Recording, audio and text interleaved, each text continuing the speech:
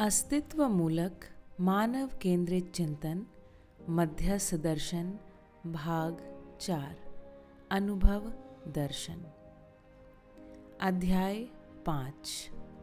जिस मानव के उत्पादन का अधिकांश भाग अखंड समाज सार्वभौम व्यवस्था में और न्यून अंश परिवार में उपयोग सदुपयोग के निमित्त प्रयुक्त होता है, वही श्रेष्ठ मानव है।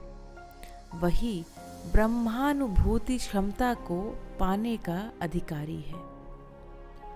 शरीर के द्वारा संपन्न होने वाले उत्पादन, वितरण, व्यवहार, व्यवसाय एवं भोग ही ज्ञान आत्मा का लक्ष्य नहीं है। ज्ञान आत्मा आनंद सहज निरंतरता चाहता है। यह जागृति पूर्वक सफल होना पाया जाता है। ज्ञान आत्मा बौद्धिक समाधान के बिना संतुष्ट नहीं है। ज्ञान आत्मा को न्यायपूर्ण व्यवहार के बिना शांति नहीं है। नियम पूर्वक व्यवसाय के बिना उत्पादन का विपुलीकरण समृद्धि के अर्थ में सार्थक नहीं है। उत्पादन मात्र का आस्वादन स्थूल शरीर के पोषण, संरक्षण एवं समाज गति सीमांतवर्ती उपादेय है। यांत्रिक तांत्रिक प्रयोग भी उत्पादनापेक्षा में निहित हैं। प्रत्येक आवश्यकीय आस्वादन से जड़ पक्ष की पुष्टि होती है। चैतन्य पक्ष के मन को सुख या दुख भी भास सकता है। सुख के भास आभास का कारण ही है उसकी निरंतरता के लिए जिज्ञासा। अर्थ का विपुलीकरण सुख की निरंतरता का साधन सिद्ध नहीं हुआ। साथ ही अर्थ उपेक्षणीय भी नहीं है, क्योंकि जड़ शरीर के पोषण, संरक्षण व समाज गति के निमित्त उत्पादन आवश्यक है। अर्थ के सदुपयोग में सभ्यता एवं आचरण प्रकट होता है, जिसकी अक्षुण्णता ही अग्रिम विकास एवं जागृति सहज परंपरा का उदय है। न्यायपूर्ण सामाजिक व्यवहार ही सुख एवं शांति सहज निरंतरता है। धर्मपूर्ण विचार ही समाधान है, जो संतोष सहज निरंतरता है। धर्म विहीन वस्तु या इकाई नहीं है। प्रत्येक इकाई में रूप, गुण, स्वभाव एवं धर्म का अध्ययन प्रसिद्ध है। ब्रह्मानुभूति ही परमानंद है। यही आनंद सहज निरंतरता है। चैतन्य इकाई में गठन परिणाम नहीं है। साथ ही क्रिया और आचरण में पूर्णता के अर्थ में परिमार्जन, गुणात्मक परिवर्तन प्रसिद्ध है। आशा, आकांक्षा, विचार, विवेक और कला, कुशलता, निपुणता तथा पांडित्य के अनुरूप में क्रिया, आस्वादन एवं अनुभूति के अर्थ में प्रत्यक्ष है।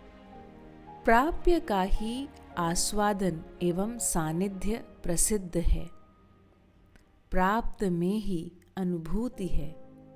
यह व्यापक ब्रह्म ज्ञान सत्य है। व्यापक ब्रह्म है। व्यापक में ही जड़ चैतन्य प्रकृति अविभाज्य वर्तमान है। यह एवं इसकी अनुभूति देश, काल आदि सीमा से मुक्त है। संवेदनाओं के आस्वादन मात्र से भी सुख भासता है। विलासिता भी इसी उपादेयता की सीमा में सीमित है। विलासिता से सुख की निरंतरता नहीं है। यदि होती तो विलासिता की भी निरंतरता होती।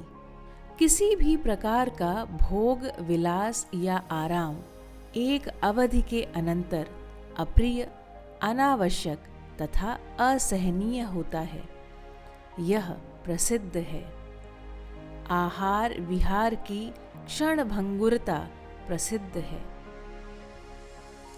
मानवीयतापूर्ण जीवन में आहार विहार आदि में संयम तथा आवश्यकता से अधिक उत्पादन और कम उपभोग के सिद्धांत की स्थापना एवं पालन होता है।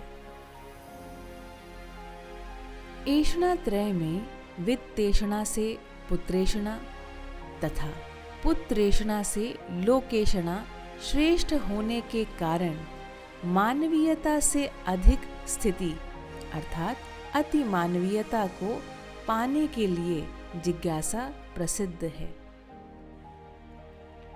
मानव चेतना संपन्न मानव ऐषणात्रय में से के लिए उत्पादन के अधिकांश को नियोजित करता है।